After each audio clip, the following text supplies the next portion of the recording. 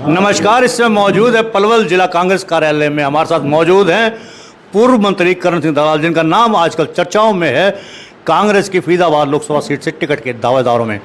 एक नाम चौधरी करण सिंह दलाल का है तो दूसरा नाम पूर्व मंत्री चौधरी महेंद्र प्रताप सिंह का। ये खुद करण सिंह दलाल से भी जानते हैं कि क्या चल रहा है टिकटों का। दलाल साहब, टिकटों की मारामारी चल रही है आपके बीच में, बीजेपी लगातार हमलावर हो रही है।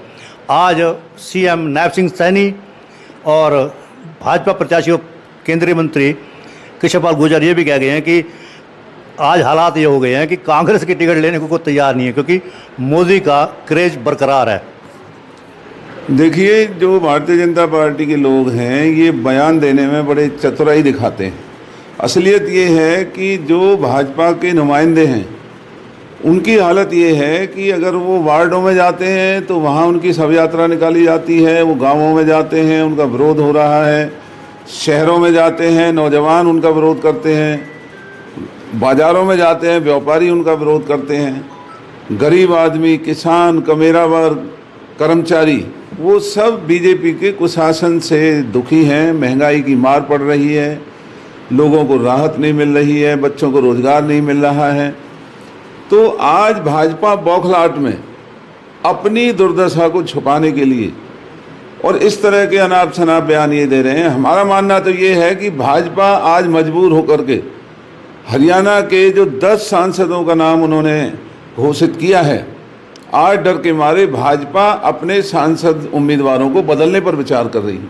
तो भाजपा को ये बताना चाहिए कि जो टिकट ये अनाउंस कर चुके हैं तो उनको बदलने के लिए क्यों विचार किया जा रहा है। लेकिन कांग्रेस भी तो अभी तक प्रत्याशी की घोषणा नहीं कर चुकी है। आज जबकि शनिवार का दिन है और कांग्रेस ने हरियाणा का एक प्रत्याशी अभी तक घोषित नहीं किया है, जबकि ये बीजेपी आपसे 15 दिन पहले सभी 10 प्रत्याशियों के नाम भी घोषित कर चुके हैं। देखिए, जो पिछले 2 साल से मैं लोकसभा चुनाव की तैयारी कर रहा हूँ, सारा हरियाणा जानता है, पार्टी जानती है, इलाका जानता है। रहा सवाल टिकट का, टिकट की एक प्रक्रिया होती है, उसमें पार्टी के जो शीर्ष नेतृत्व है वो अपने जो उनके बातें हैं उनको वो देखते हैं, गौर करते हैं। चुनाव में अभी इतना समय है तो इतनी जल्दी टिकट घोषणा करने का अभी कोई औचित्य भी नहीं है। लेकिन फिर भी बहरहाल कल हमारी बैठक हुई, अखबारों ने चाहे कुछ भी अनाप शनाप लिखा हो, जो अखबारों ने लिखा उसका असलियत से कोई सरोकार नहीं है। कल की बैठक में उम्मीदवारों के नामों के साथ जो चर्चा की गई, जो हमें बताया गया है, वो चर्चा और बातों की थी और अखबारों ने भाजपा के दबाव में आज अनाप शनाप नाम हरियाणा में लिखे हुए हैं। तो इसका इलाज हमारे पास है नहीं, क्योंकि भाजपा का यही काम है कि दुष्प्रचार करना, लोगों को गुमराह करना। लेकिन असलियत आज ये है कि पूरे देश में और विशेष करके हरियाणा में आज जो भाजपा ने 10 सीटों को हरियाणा में लोकसभा का चुनाव जीता था, हालात ये हैं कि आज भाजपा 10 में से एक भी लोकसभा में चुनाव नहीं जीत पाएगी। और यही वजह है कि जगह जगह इनके नेताओं का विरोध हो रहा है, इनके साथ धक्का मुक्की हो रही है, इनको अपमानित होना पड़ रहा है, क्योंकि इनके पास कोई एक भी स्थानीय मुद्दा नहीं जो इन्होंने लोगों की सुनवाई की हो। तो भाजपा को कांग्रेस की चिंता ना करके अपनी पार्टी की गिरती हुई साख को बचाने की चिंता करनी चाहिए। जो भाजपा आज उम्मीदवारों को बदलने पर विचार कर रही है, उन्हें अपनी कमजोरियों पर मंथन करना चाहिए। कांग्रेस 36 बिरादरी की पार्टी है, कांग्रेस के अंदर सभी तरह के लोग होते हैं। हमने जो अपना मैनिफेस्टो तैयार किया है, कल हमने उसकी घोषणा की है और मैनिफेस्टो की घोषणा होने के बाद जो खड़गे साहब ने, राहुल गांधी जी ने एक इतना अच्छा कार्यक्रम मैनिफेस्टो के माध्यम से दिया है, आज बीजेपी के अंदर बहुत बड़ी बौखलाहट है। और उस बौखलाहट का ये नतीजा है कि उनके पास बताने को कोई उपलब्धि नहीं है। जगह जगह बीजेपी को अपमानित होना पड़ रहा है। मुख्यमंत्री जाते हैं, सभा में 100 आदमी भी इकट्ठे नहीं होते हैं। सांसद जाते हैं तो महिलाएं, बच्चे, लोग उनके विरोध में खड़े हो जाते हैं। तो भाजपा के दिन पूरे हो चुके, अब इनका इस देश से चलता होने का समय आ गया है। और इस लोकसभा के चुनाव में आप देखेंगे कि फरीदाबाद से जो भाजपा 6.5 लाख वोटों से जीतने का दावा कर रही थी, आप देखना उतनी ही वोटों से 6.5 लाख वोटों से भाजपा का नुमाइंदा इस फरीदाबाद लोकसभा से हारता हुआ आपको नजर आएगा। सीईसी की जो मीटिंग हुई है, अंदर की बात करें या ऑफ द रिकॉर्ड बात करें, तो ये कहा जा रहा है कि फाइल हरियाणा के वापस लौटा दी है। उन्होंने कहा है कि सिंगल नाम भेजे जाएँ, 2-3 दिन नाम नहीं, ये जो अंदरूनी बातें हैं उनका मुझे इतना ज्ञान नहीं है, ना हम उनको सार्वजनिक तौर पे बता सकते, लेकिन कल नामों पर चर्चा नहीं हो सकी, ये सही बात। जबकि भाजपा ने लोगों को गुमराह करने के लिए अखबारों में ना जाने क्या क्या छपवा दिया। क्यों 24 अकबर रोड जो आपका कार्यालय है, मुख्यालय है कांग्रेस का, वहाँ के हमारे सूत्र बताते हैं, उन्होंने कहा साफ तौर पे एक फाइल वापस लौटा दी है कि सिंगल नाम भेजे जाएँ। जो भी बहरहाल मैं वही कह रहा हूँ, अखबारों ने तो आज उम्मीदवार घोषित कर दिए भाजपा के दबाव में। अखबार कौन होते हैं? लेकिन मैं तो घोषित नहीं कर रहा, मैं तो बता रहा हूँ कि ऐसा फैसला लिया गया है सीईसी का। जो भी हुआ है, कल कोई फैसला नहीं हुआ, वो फैसला आने वाले 2-3 दिन में हो जाएगा और फैसला हुआ पड़ा है।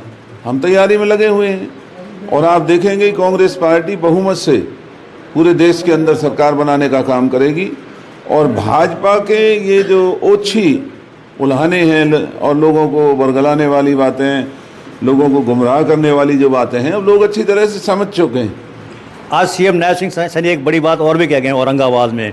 वो ये कह गए हैं कि 10 की 10 जो बीजेपी सीटें जीतेगी, कितने मार्जिन से जीता जा सकता है। पिछली बार किशोर पाल गुर्जर तीसरे नंबर पर आया था, इस बार पहले नंबर पर आएंगे। तो फिर ये उम्मीदवार बदलने की बात भाजपा क्यों कर रही है? अगर इनको इतना ही आत्मविश्वास है तो आज पूरे हरियाणा में आप कहीं भी जाएं, हर जगह ये चर्चा है कि भाजपा अपने घोषित उम्मीदवारों को बदलने के लिए मजबूर है, क्योंकि उम्मीदवारों का बहुत बड़ा बहिष्कार हो रहा है। उम्मीदवारों को गांवों में, वार्डों में घुसने नहीं दिया जा रहा है। सब यात्राएं उनकी निकाली जा रही हैं। गांवों के बाहर बोर्ड लगा दिए गए हैं कि भाजपा के किसी नेता को गांव में घुसने नहीं दिया जाएगा। तो ये तो उम्मीदवारों को बदलने पर विचार कर रहे हैं। जीतने का तो इनका कोई अब काम ही नहीं रहा है। अब एक वीडियो वायरल हो रहा है स्विमिंग पूल का, जिसमें पुलिसकर्मियों पर कुछ लोग हमलावर हो रहे हैं, जूतों से पिटाई कर रहे हैं पुलिस की। वो मामला आपके संज्ञान में है?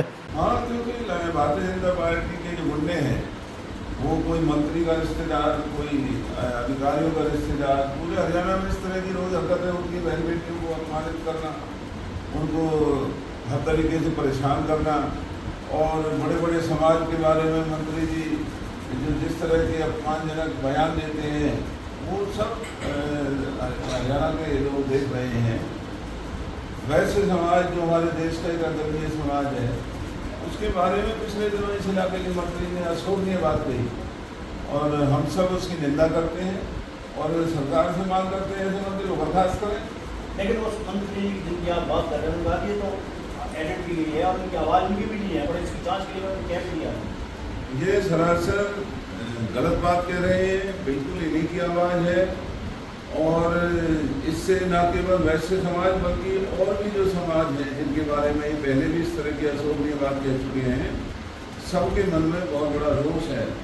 और अगर ये इनकी आवाज़ नहीं है तो ये अयोध्या की तरफ हाथ करके भगवान राम की कसम खा करके कहें कि ये कैसेट की आवाज़ उनकी नहीं है, ये झूठी है, तो हम मान। जो कानून व्यवस्था की जो चौपट हालत है, ऐसी कानून व्यवस्था की खराब स्थिति कभी भी नहीं रही जो विशेष करके फरीदाबाद और पलवल ज़िले के अंदर आज शरेआम फिरौतियों का जो धंधा चल रहा है, पुलिस की देख रेख में, सरकार की देख रेख में, उनकी मिली भगत से जो थानों में, कार्यालयों में जो भ्रष्टाचार की लूट मची हुई है, जो ओलावृष्टि हुई है, ऑनलाइन का कह करके लोगों को अपने नुकसान को बताने का भी कोई हक इस भाजपा की सरकार में नहीं रह गया है।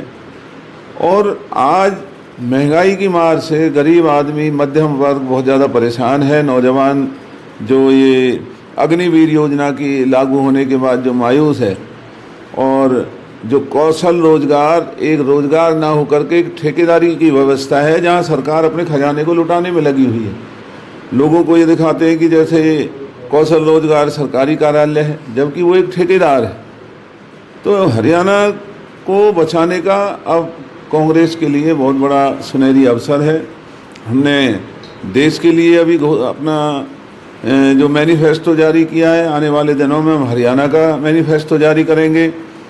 इस लोकसभा चुनाव में हम फरीदाबाद के कामों का अलग से मैनिफेस्टो जारी करेंगे, पलवल जिले में होने वाले कामों का अलग से मैनिफेस्टो जारी करेंगे। तो एक नई सरकार बना करके लोगों को राहत देंगे और इस बीजेपी को हमेशा के लिए देश से चलता करेंगे। तो ये थे हमारे बीच में पूर्व मंत्री करण सिंह दलाल और कांग्रेस के संभावित प्रत्याशी भी हैं। कहा कि सीईसी की मीटिंग में कोई फैसला भी नहीं हुआ है, लेकिन 1-2 दिन में फैसला हो जाएगा और इतनी जल्दी भी क्या, अभी तो 2 महीने का समय भी बाकी है। साथ ही उन्होंने कहा कि कांग्रेस का जो घोषणा पत्र है वो जारी हो चुका है, हरियाणा का भी अलग से जारी किया जाएगा और उसमें कई घोषणाएं की जाएंगी और काम के आधार पर भी वोट की अपील की जाएगी। मेरा आपसे अनुरोध है कि हमारा इस चैनल को आप लाइक करें, फॉलो करें, कमेंट बॉक्स में एक प्रतिक्रिया दें, इस लिंक को ज़्यादा से ज़्यादा शेयर भी कर दें। धन्यवाद। जय हिंद, जय भारत।